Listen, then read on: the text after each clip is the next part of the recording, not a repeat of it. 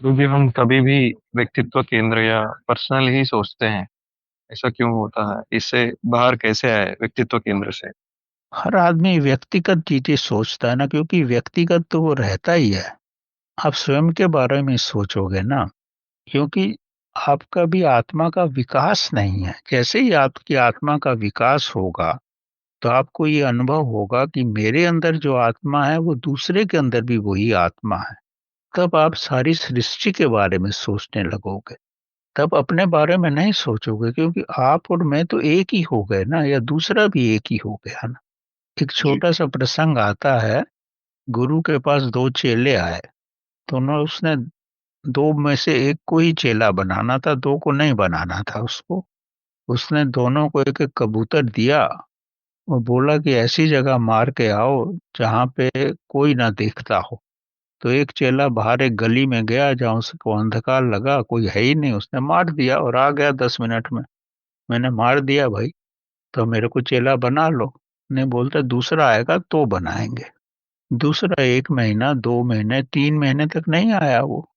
तो जब वो आया वापिस, कबूतर उसके हाथ में, तो बोला मैं तो कहीं पर भी गया, मेरे को ऐसी कोई जगह मिली ही नहीं जहाँ कोई ना हो। मैं गुफा में भी गया तो वहां भी मेरे को कबूतर की आंखें दिखी। तो मैं ऐसी जगह लोकेट ही नहीं कर पाया कि जहाँ वो ना हो। तो मेरा कहने का मतलब ये है कि जब आदमी सब में ही चेतना को देख सकता है तो वो उसको नुकसान नहीं पहुंचा सकता। तो गुरु ने उसी को चेला बनाया, क्योंकि उसने महसूस किया कि चेतना ही है सब में। ये छोटी छोटी कहानियों का मतलब यही है कि आदमी की समझ में आए कि चेतना हमारा जीवन है, हमारे सबके अंदर वही है। अगर आप किसी को नुकसान पहुंचा रहे हो तो ये समझो आप स्वयं को पहुंचा रहे हो, अपने आप को पहुंचा रहे हो। आपने पहुंचाया तो उसको नुकसान, लेकिन उसकी चेतना तो, आपकी चेतना तो वही है ना। और आप चेतना ही तो हो। फिजिकल बॉडी और बाकी सब तो अलग चीजें हैं, लेकिन है तो विश्व की।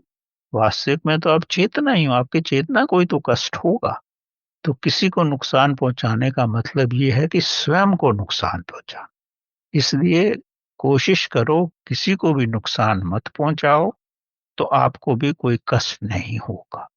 ये सब आप करके भी देख लो, आपको ऐसा समय के में सब मालूम पड़ जाएगा कि ऐसा ही सृष्टि ऐसे ही चलती है। जी। आप किसी के बारे में गलत सोचोगे भी तो समझो आप स्वयं के बारे में गलत सोच रहे हो।